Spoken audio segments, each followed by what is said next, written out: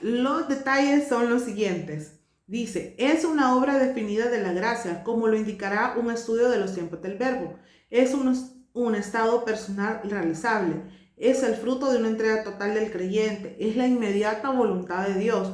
Es una obra de gracia de Dios por las cuales los creyentes son capacitados.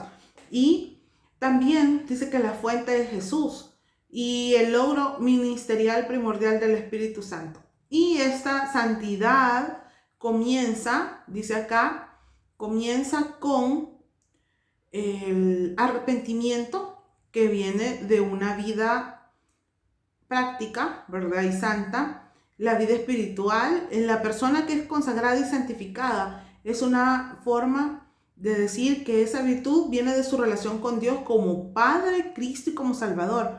La persona se consagra y Dios lo santifica. De ahí que puede decidirse que la persona es santa, ética, inicial y posesionalmente.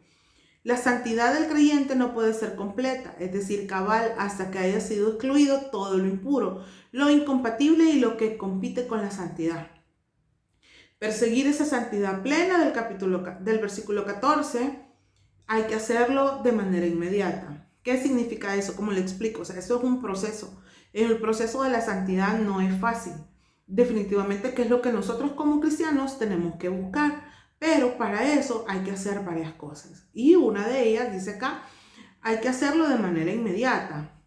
Dice, dejar todo peso de pecado que nos rodea. Tiene que haber una fe perfecta en Jesús como el único consumador. Tiene que haber una sumisión a la voluntad de Dios para nosotros. Corrección de nuestras actitudes y relaciones y la manera de vivir. Dice que tiene que haber una santidad en la iglesia. Es imperativo, dice, por lo cual no darnos cuenta de que la acción de mirar coincide con la acción de seguir. Está en tiempo presente. Eso lo vemos en los versículos 15 al 17. Está en tiempo presente y esto nos indica que la búsqueda, la obtención y su mantenimiento y su expresión en la vida de los creyentes es una obligación continua como individuos y como iglesia. Mientras buscamos nuestra propia santidad, debemos estar preocupados por la santidad personal y de los demás. Es la tarea primordial. Como iglesia tenemos la responsabilidad los unos a los otros, pero en nuestras iglesias, en los últimos años, no se ha visto eso. ¿Qué ha pasado? No sé si ustedes se han dado cuenta, ¿verdad? Que hablar de la santidad en algunas iglesias no es algo importante, no es algo primordial, pero sabemos que para nosotros los cristianos sí lo es. Y a veces se han dado cosas en muchas iglesias y quizás no podemos dar nombre, ¿verdad? Así específicamente, pero yo creo que si hablamos de manera general, podemos ver aquí que algunas de las razones por las que no se habla de santidad en la iglesia es, uno, porque los pastores no lo enseñan. Y número dos, porque los dirigentes, ¿verdad? Los líderes han descuidado esa parte. Han dejado de enseñar al pueblo que la santidad es importante para Dios.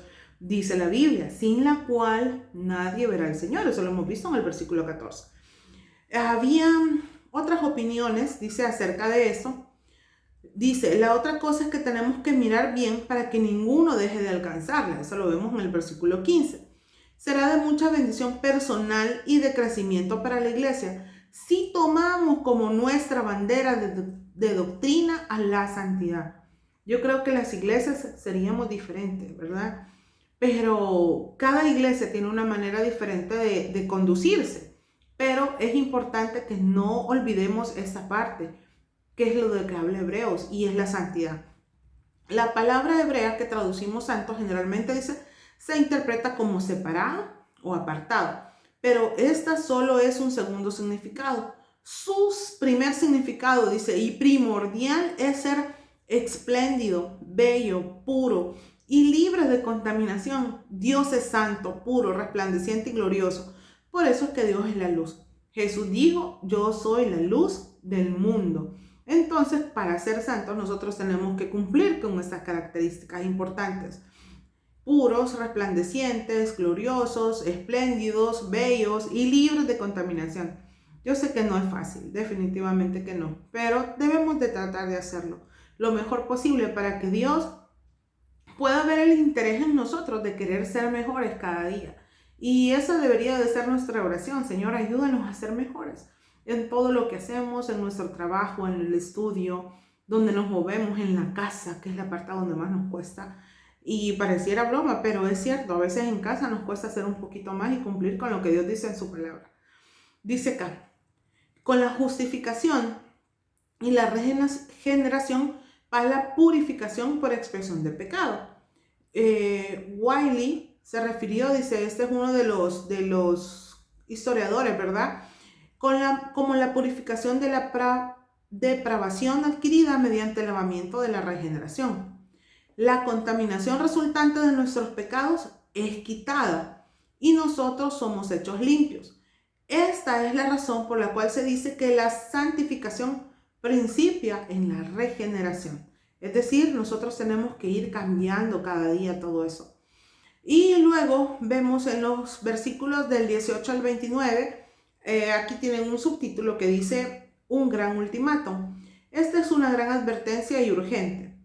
Dice acá, y esta vez no es un monte Sinaí. Dice acá en el versículo 21, se hablaba de que Moisés exclamó, estoy espantado, temblando, en el versículo 21, porque aunque era temporal, la desobediencia era castigada con la muerte por lapidación. Ustedes saben, ¿verdad? Que los apedreaban y ahí morían. Y esta vez dice, es con el monte de Sión. No es el monte Sinaí, el primer punto, sino en el segundo punto dice, esta vez es en el monte de Sión. El Sinaí fue solo una noticia adelantada. Ahí fue dada la ley, mientras que aquí fue cumplida totalmente. Dice que allá Dios fue el legislador y aquí es el administrador de la ley. Se recuerdan ustedes, ¿verdad? Que ahí se le fueron dadas las tablas de la ley a Moisés. Por esta razón, sin santidad nadie verá al Señor. Toda impiedad es inmediatamente rechazada. Aquí todas las verdades desarrolladas en la epístola están reunidas. El lugar es la ciudad del Dios vivo, la Jerusalén celestial. Es como una orquesta donde está una compañía de muchos millares de ángeles y las congregaciones de los primogénitos que están escritos en los cielos. Definitivamente que es súper de verdad bueno que nosotros nos demos cuenta que la santidad es muy importante para Dios, que todo esto forma parte de algo grandioso para nuestra vida, que la santidad es algo que tenemos que buscar cada día, no con la palabra santo de santurrón, como lo dice la gente, sino que ser santos, porque Dios ha hecho tanto por nosotros, que nosotros tenemos que esforzarnos por ser mejores cada día y parecernos más a Él. Gracias, hermanos, que Dios les bendiga.